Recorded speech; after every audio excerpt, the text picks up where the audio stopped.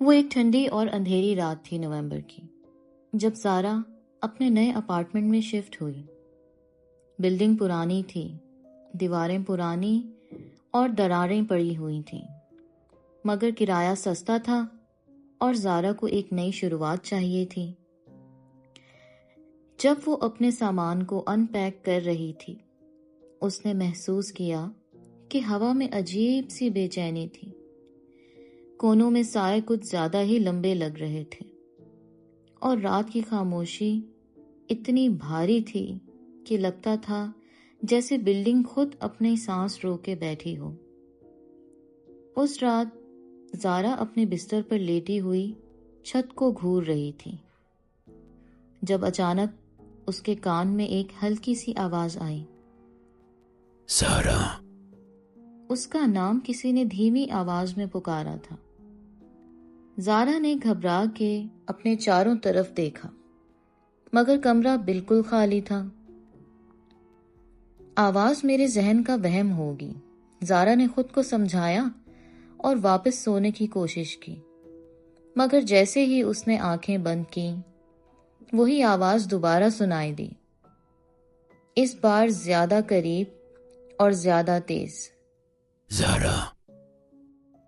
زارا کا دل زور سے دھڑکنے لگا۔ اس نے بیڈ سے اتر کر لائٹس آن کرنے کی کوشش کی، مگر لائٹ آن نہیں ہوئی۔ اندھیرا اور گہرا لگ رہا تھا۔ زارا نے موبائل اٹھایا اور فلیش لائٹ آن کی۔ فلیش لائٹ کی روشنی میں زارا نے کمرے کے ایک کونے میں ایک پرچھائی دیکھی۔ وہ پرچھائی انسانی شکل کی تھی، لیکن وہ انسان نہیں لگ رہی تھی۔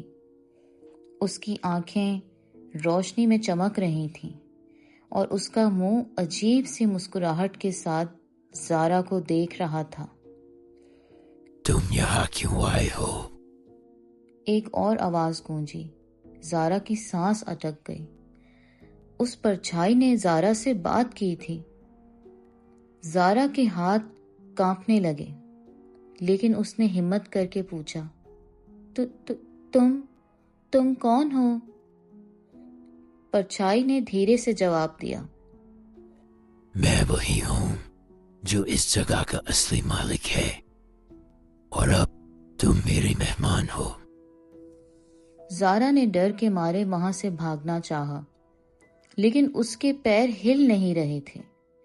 کمرے کا دروازہ اچانک بند ہو گیا اور ایک زور کا قہقہا گونجا۔ اس کے بعد زارا اس اپارٹمنٹ میں دکھائی نہیں دی، اور جو لوگ اس بلڈنگ میں رہتے تھے وہ کہتے ہیں کہ رات کو زارا کے کمرے سے آوازیں آتی ہیں۔ زارا۔ کوئی اس کا نام پکارتا ہے، لیکن اب کوئی بھی اس کمرے کے قریب نہیں جاتا۔